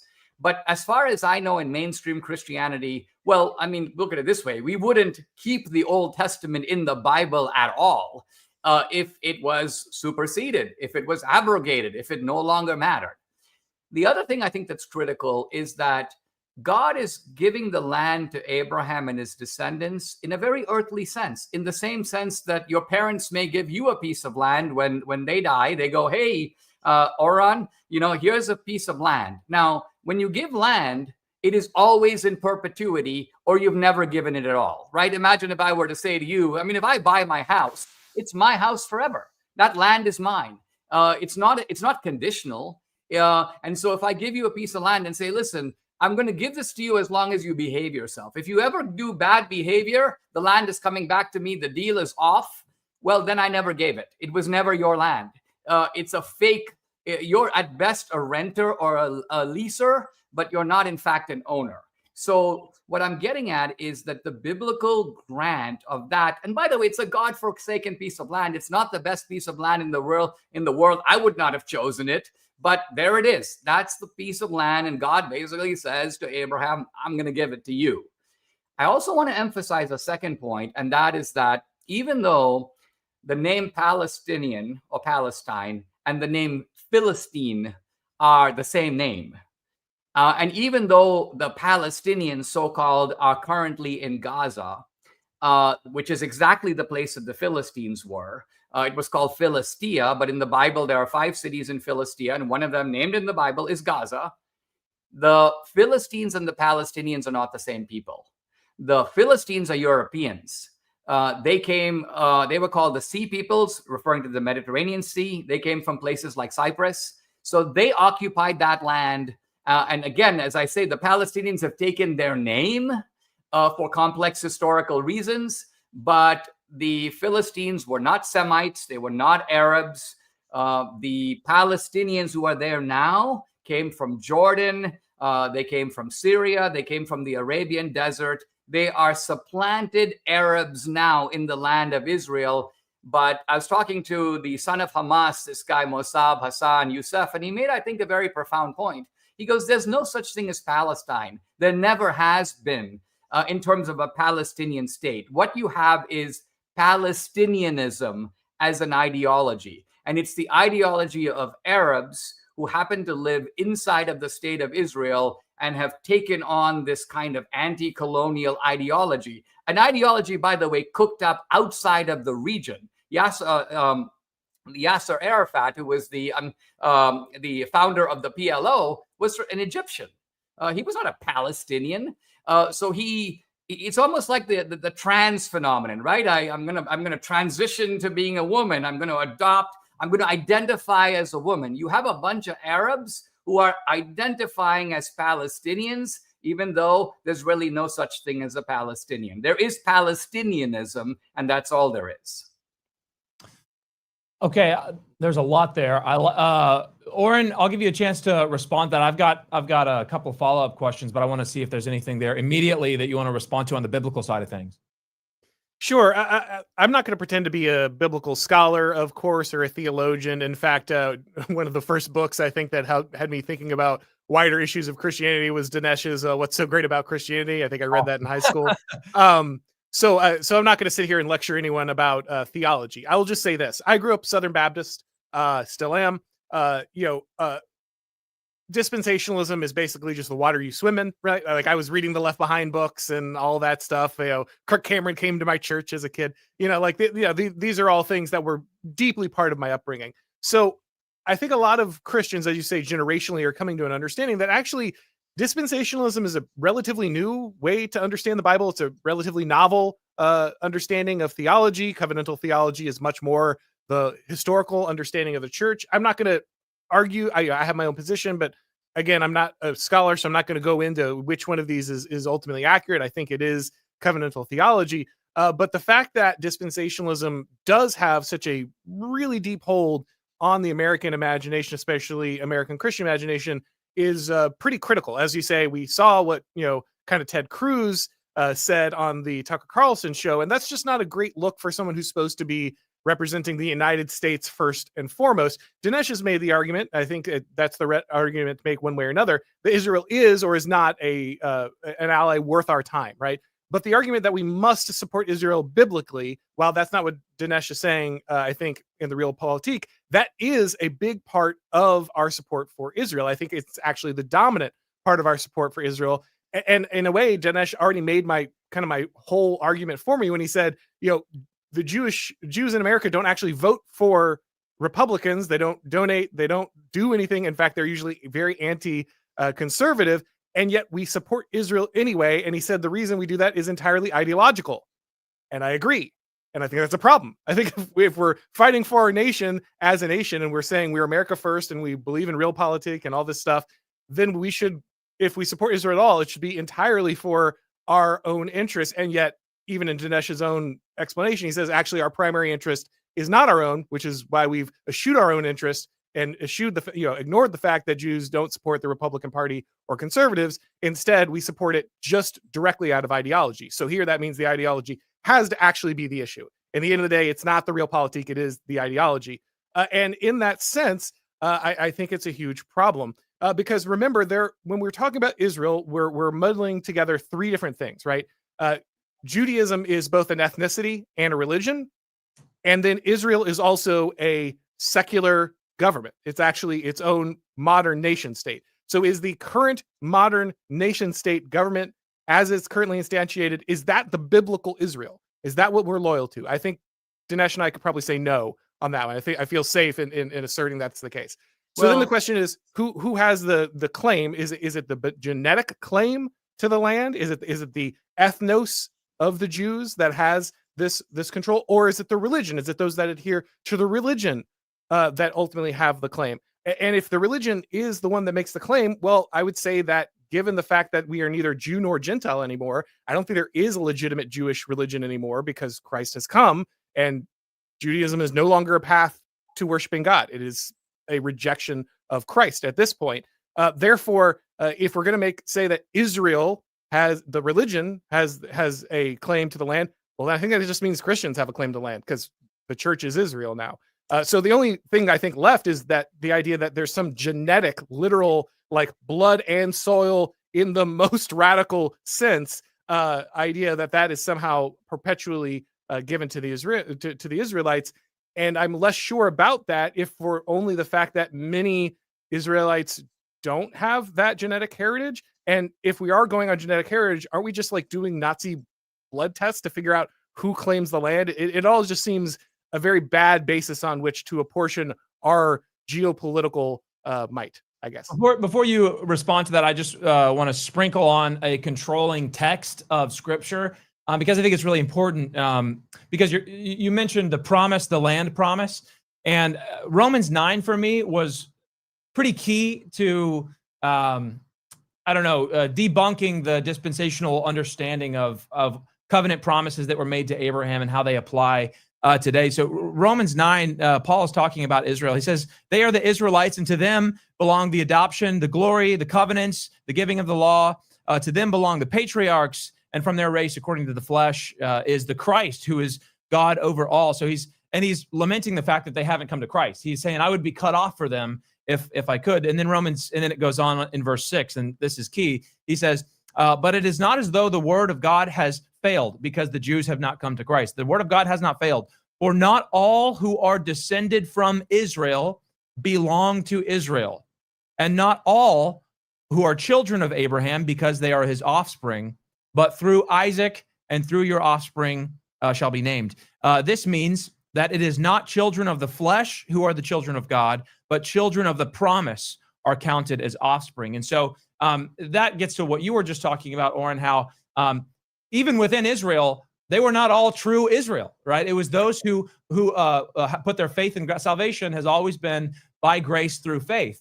And so now in the new covenant era, and Dinesh, you were getting at this as well, now it's Jew and Gentile. And so Paul says there, it's not as though the promise has failed, right? About the land or the promises in the Old Testament. It's not as though those promises have failed. In fact, they're fulfilled in Christ and given to God's chosen people, which is Jew and Gentile grafted in together. And so there's the promise element, but then there's the punishment element, which in the Olivet Discourse, Jesus says that essentially your punishment for rejecting the Messiah, this temple that you guys love so much is going to be torn down in one generation, in 40 years. And we saw that come to fruition in 70 AD. And so that was the destruction in many ways of the entire Jewish religion, right? They can't even do their sacrifices anymore. It was all destroyed because the true sacrifice had come. And now many Jews, some people estimated even like a third of Jews came to Christ, but the majority rejected. And because of that rejection, they were dispersed as a diaspora because God's judgment had come, the Messiah had come. And so those two elements to me, I believe were fulfilled ultimately in Christ and in his people. So with that little sprinkle on, I want to pass the mic over to you, Dinesh, to respond to any of that, to Auron's claims or even some of the biblical theology claim. I mean, there's so much there. I'm trying to figure out how to kind of get into it. The passage that you read to me, if you just look at it afresh, you'll see that what it's really saying is that Christians are spiritual Israelites. In other words, we are engrafted into the old covenant. It's in no way a repudiation of that covenant. In fact, it's an extension of it. It's the idea, and by the way, this was a dispute between Paul and the apostles. Paul and the apostles had a kind of famous showdown in which the apostles, mainly Peter, but also others, were like, listen, you have to be Jewish. You can accept the Messiah, but you have to continue to do Passover. You have to continue to perform the Jewish rites. And basically, Paul argued no. Paul argued that if you accept Christ, that is going to be sufficient. You no longer need to follow the Jewish codes. And Paul kind of won that argument, and I think rightly so. But it's very important to realize what Paul was not saying.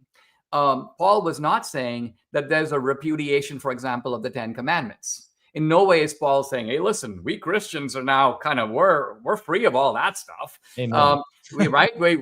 In other words, Amen. we don't do the Sabbath per se, although we do Sunday as a kind of Sabbath. We don't do all the Jewish customs. We don't celebrate the Jewish holidays, but we do revere the Hebrew prophets. And we also recognize that what Christ is doing is, in a sense, interpreting his own mission very much in the light of what came before. Remember, the only Bible that Jesus had was the Old Testament. Jesus taught out of the Old Testament. The early Christians, some people think churches started in the 4th century when Constantine converted to Christianity. No, the first churches were actually synagogues. You have essentially the new Christians who saw themselves as Jews. They were the first, I could call them Judeo-Christians. And today I'll hear sometimes people say, well, there's no such thing as Judeo-Christian. Yes, actually there is. Historically, there was in fact this period, and it lasted for about 100 years, in which most of the early Christians were Jews who followed the Messiah. Even when Paul, if you follow Paul, who's the great apostle to the Gentiles, he goes to Smyrna, he goes to Asia Minor, he goes all these places. But where do you think he preaches? In synagogues. So in other words, Paul himself is a rabbi, as Jesus was a rabbi, but a rabbi following the new Messiah. So I think all of this is just kind of a way of saying that I think that while dispensationalism may have some issues, I don't think that the current reading of covenant theology is correct, because it involves too great a repudiation of the Old Testament. Whereas the Old Testament is incorporated. I remember this comes out of one of the church councils. Again, this is not like 19th century Protestantism or something. It is the New Testament is in the Old concealed. The Old Testament is in the New revealed. So right here, you see this intimate, inextricable, can't pull them apart connection between the Old Testament and the New. And in my view, that is mainstream Christianity. That's not dispensationalism. That's what C.S. Lewis called mere Christianity. I'll pass it over to you here in a second, Auron. But I will say, you kind of articulated a repudiation of dispensationalism a little bit in favor of covenant. So covenant theology really does see we would be more the whole Bible Christians. The covenant theology really posits that a continuity between Old and New Covenant with fulfillment in Christ. It's really interesting. So I'll have to have you back on. We'll just have a theological discussion next time. That'd be fun. But I'll pass it over to Auron here and see if you have any response to the points that Dinesh just made. No, I'm kind of with you. That was where I was going to go. Ultimately, I think what Dinesh is describing is just covenantal theology in a large degree. I think it's a misunderstanding to believe that this is somehow a rejection of the Old Testament or rejection of the Jewish roots of Christianity. But I think this is critical.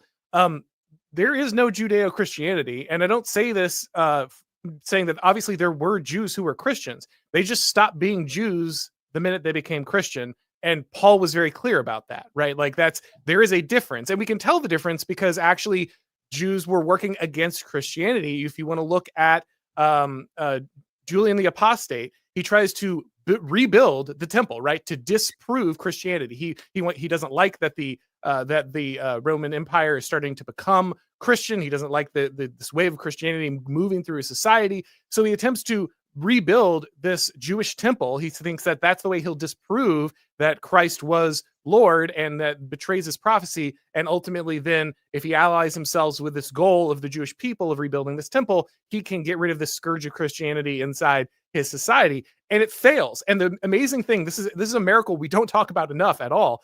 Even in secular histories, it talks about the miracles that occur to stop the rebuilding of the temple. Literally, fireballs erupt from the earth to stop the reconstruction of this temple, and eventually they abandon it. So I think it's just, it is of course factually true that the first Christians are Jewish, of Jewish descent, of heritage. It is of course true that Jesus is calling on the Jewish scriptures, because that is what exists at the time. He is the new word. He is the New Testament. He's pulling upon the old. We're not rejecting the Old Testament. We're rejecting the truths of the Bible. We're simply saying that those truths had to be completed, brought to completion under Christ, right? This does not mean that we reject the Jewish scriptures. It does, however, say that the Jewish scriptures are no longer by themselves a valid religion. They are no longer a valid way to God, that you need the completion of Christ.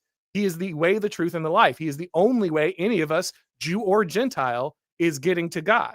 And so we can no longer look at Judaism as its own complete, valid religion. It no longer is. Instead, we have the church, the new Israel, which is both Jew and Gentile. So this is not an attack on Jews or Judaism as it stood at that time, or Jews as they are today, but it is a recognition that that is no longer a valid religion, that is no longer a true religion, because it was incomplete. It was always incomplete, but it was as complete as religion could get at that time. Christ brought the fulfillment of that, and now that is the covenant under which we all live, Jew or Gentile. There is no difference here. There's no special promise to people who happen to at one point, read the Torah that we don't have as Christians. We are together, Jew and Gentile, the children of God. We are the unified church under Christ. And so there just is no longer some separate special promise for the non-Christian that does not belong to the children of God. And so that again, you guys will have far more, I'm sure, to say about the specifics of the theology. That is not my strength, but that is my understanding. And most importantly, again, I think the core debate here is whether or not, as Americans, we should care about Israel. We should be, committed to Israel, or we should somehow see Israel as like a special ally. And my argument again is just no. Like it's not true geopolitically, but also very importantly, it's not true religiously. And it is very clear that whether Dinesh holds to that particular, and it sounds like he doesn't, so great. I'm not attributing anything to him that he has not said, but it's clear that guys like Ted Cruz do believe this. And since they are incredibly influential and powerful in the United States, and this is an ideological commitment, as Dinesh said, that's what really matters at the end of the day. That's the real discussion I think ultimately we're having. Well, let me say a word in defense of what I think Ted Cruz would say to this. And it's his position may be slightly different than mine, but I think it is an intelligent position. First of all, what he would say is that there's a difference between America's responsibilities as a country or a state and the responsibilities of individual Christians. So an individual Christian may say, my duty is to bless Israel. And that is different from what America as a country adopts as its foreign policy. If that difference is not so clear, think about the difference just by analogy of when Erica Kirk said, I forgive the guy who shot my husband, right? That is completely different from the position of the American state, which is that you can do that as an individual. That is in fact commanded by, you could say, Christian charity. But guess what? We're still going to convict him. We're still going to jail him. We're still going to execute him. In other words, the state's responsibilities remain what they are. And Christians can undertake sort of moral positions that they're taking as Christians, but that are distinguishable from, let's say, the precepts of American foreign policy. This is the critical point. I think the second point that Ted Cruz would say is this. Yes, Christ is the new temple. Christ himself said, the temple is my body. We're not talking about the old Solomonic temple or even the second temple that was built by King Herod. But Ted Cruz would say, but guess what? The Bible also makes certain forecasts about what things will happen in the last days or in the last age. The Bible predicts that the Jews will come back to their ancestral homeland. At the time that was said, it seemed astounding. It seemed unlikely in the extreme that this would occur. It seemed unlikely in the extreme even 50 years ago, or at least before the formation of the state of Israel. And yet it happened, right?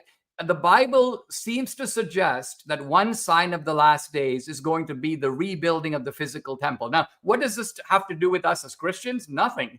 We have no spiritual stake in that at all. But guess what?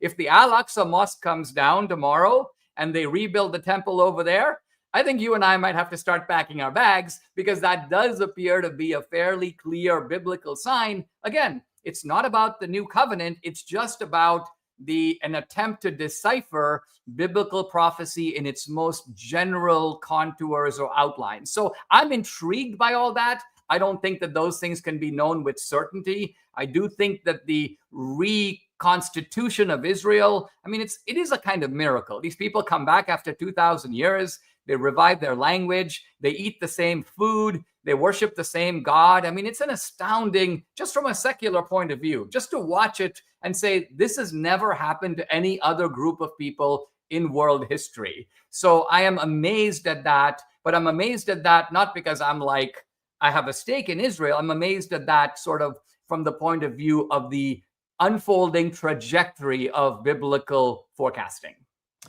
That's good. I really actually would, if you'd ever want to come back on just to have the theological discussion on this stuff. So I'll give a quick plug for this. I'm what's called post-millennial and a preterist. So I actually believe that the prophecies that you're referring to were given when they were referring to the future for the person giving them, but the past for us. So I actually believe that these most of these prophecies that people think are coming in the future actually were fulfilled in the first century. And in fact, and this is the fun thing about being post-mill is actually you believe that the world is going to get better and better and better, and ultimately not straight up, but like ultimately the world will be Christianized and Christ will return to a Christian world instead of kind of getting worse and worse and worse. That's a whole nother discussion. But if you ever want to come back on and have that discussion, that'd be really fun. But I have a video on that post-millennialism if you guys want to check that out on my channel. But Auron, I want to give you, we've got like just 5-6 more minutes left. If you have anything to respond to in that, I'd love to pass the mic over to you. I'll just say this. I understand what Dinesh is saying, but honestly, I just disagree that that's what Ted Cruz would say, because it's just not what he said. And Ted Cruz, I think, was pretty clear about what he believed. So I'm just going to go with Ted Cruz's word on that. And again, I'm just going to hold what Dinesh said there about our ideological commitment to Israel being the real issue, because I think that's correct. As he said, that in the Realpolitik sense, Jews do not vote for Republicans. They do not vote for conservatives. They do not donate to conservative causes. They do not support conservatives. The only reason we're doing this is because of an ideological commitment. I think that was just an accurate statement, and I think it's one that is worth recognizing. Ultimately, while there are practical arguments you can make about Israel being a worthwhile ally, and I can disagree with those or agree with them, I don't think that's what's motivating our relationship. I think what's motivating our relationship is this ideological adherence, despite whether it's good for conservatives, Republican Party, or America at large or not. And I also would say that, yes, there are, of course, a separation between the beliefs of the people, the individual commitments that one has, and the actions of the state. But also there isn't, right? Because I think we all just kind of discussed together here now some level of Christian nationalism, whether we would define ourselves that way or not, that we're all kind of agreeing to, which means that our beliefs about the Bible and our beliefs about our duty as Christians will reflect themselves in the policy of our nation. We want them to do that, actually. I think all of us want our commitments to God to be reflected in the law, to be reflected in our norms, to be reflected in our immigration policies, everything else, right? So I don't think it's so easy to just disproportionate. Yes, there is a role that for Erica Kirk to as a individual Christian make a decision for forgiveness. Though I think there's a larger debate. I'm certainly not going to Monday morning back a grieving widow about biblical forgiveness there at all. Either way, it's a great gesture of her magnanimity and her faith in Christ, even if it might, I think, not adhere to what Jesus himself said about how we should forgive each other. However, ultimately, that difference between her and the civil magistrate who should bring punishment is, yes, that is a correct understanding of Christian just behavior in general, that we should forgive the private enemy, but the civil magistrate still has the right to execute the public enemy, I think is a correct understanding. I don't think that really travels then onto our foreign policy. So I don't think that's the same thing. But yeah, just I guess wrapping it up to say, I think we can't necessarily, unfortunately, separate our Christian beliefs from our foreign policy. Actually, I don't think that's unfortunate. I think that's just true. And therefore, we have to recognize that the way we understand our Christian beliefs does impact our foreign policy, as I think has become a famous quote now at this point. All political differences are at base theological. And so I don't think we can just kind of throw that to the side and say, well, ultimately America will then have its own Machiavellian understanding. This is actually what Machiavelli gets wrong, that ultimately you cannot take effective politics and remove them from ideology or belief. These things are always interwoven. They will always interact.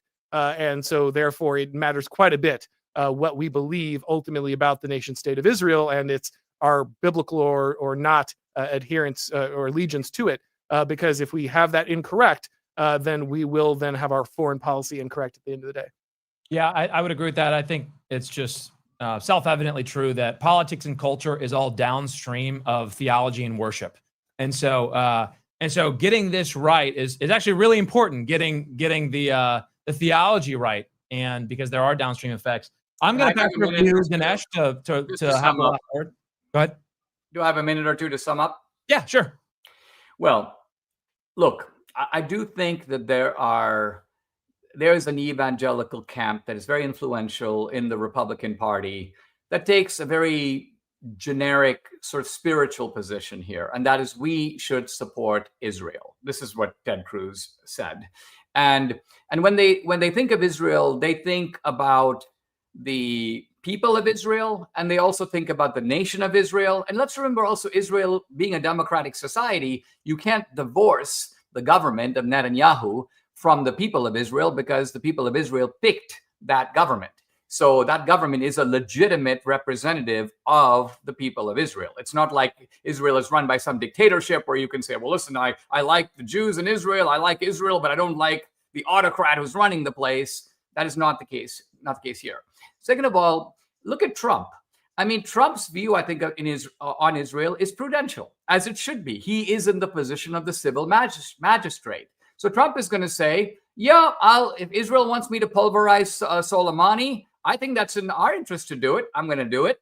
If Israel wants me to back him up on blowing up the Iranian nuclear facilities, I'm good with that. But let's say the Israelis tomorrow say, send 10,000 troops. We want to really help us finish the job in Gaza. I think Trump would say no, and rightly so. And in doing that, he is not stepping outside the Bible. He's not betraying the evangelicals. He is essentially taking what the evangelicals believe in poetry, and he's converting it into prose. And by prose, I mean the realpolitik of actual government, which is always governed by practical and prudential considerations. So in my view, you can have a sort of spiritual allegiance as individuals to Israel, but when you're in the seat of government, you got to look at the cold, hard facts. You got to look at the way the world is configured. You got to make decisions that are in the best interest of the United States of America. I think I'm glad we ended there. It seems like we definitely have some disagreement here on the theology, on the first biblical side of things. But I think it seems to be your position, Dinesh, that we do have a disagreement there, and I think we all agree that that's important. But we also agree that if it's not in America's best interest, then we shouldn't do it. And I think that's an important place to land the plane. Auron, would you say anything else in that regard, or does that kind of track with you? No, again, and I think this is why this debate is more productive than most of these are, because Dinesh and I share so much ground that the places that we differentiate, I think we can do in good faith, because we both know that ultimately the point is what's best for the United States. Dinesh might have a slightly different view of what interaction with Israel would be best for the United States than I do. And those, I think, divergences are important. But because we share this ultimate goal of what is best for the United States and putting America first, I think then we can, cover a lot more ground and make a lot more headway in this issue. So I think, as you said, that's a good place to kind of find final agreement, even if we continue to disagree on the best application of that. The most important ground there is what is best for America should be the guiding light in any relation with any country, and Israel is no different in that regard. That's great. I think honestly, this conversation to me models the way forward. Like if we're gonna really make progress as conservatives, in building a movement that can reshape, that can defeat and crush the left and actually make progress in the way that we need to make progress, I think this is going to be the way to do it. So I appreciate both of you guys. I want to give you both a minute to plug anything you want to. Dinesh, I'll give it to you first, and then we'll end with you, Auron, and then we'll close things out. Well, it so happens I have a film coming out in 10 days that is about all of this: the theological, the biblical, the archaeological, the Yahoo in the film. I have footage of October 7th that people have never seen. I'm right there in the archaeological pit pulling seals and stones out of the ground. So it's a fascinating project. I'm excited to share it with people. It's in theaters for a couple of days and then streaming and DVD. Go to the website, which is thedragonsprophecyfilm.com. So plural, thedragonsprophecyfilm.com, and check it out. Awesome. And Auron, anything you want to plug or anything like that? Sure. Just have the Auron MacIntyre show. It's of course on Blaze TV, but you can catch it on YouTube or Rumble. You can get it on all your favorite podcasts. And then of course, I've got my book, The Total State. It's about to go into its second printing. So new paperback will be coming out soon for people who'd like to pick that up, or there's still a few hard copies left if you want to get that before it goes to paperback. Awesome. Well, thank you both so much for taking the time to come on. This was really, really helpful for me. I really appreciate the time, guys, and hopefully it'll be a blessing to a lot of you guys out there who are watching. So my hope and prayer for you guys, as you all well know, is that everything that I do here at Reformation Red Pill would be used to equip you to build, defend, and expand the kingdom of our Lord Jesus Christ. And with that, we'll see you guys on the next episode.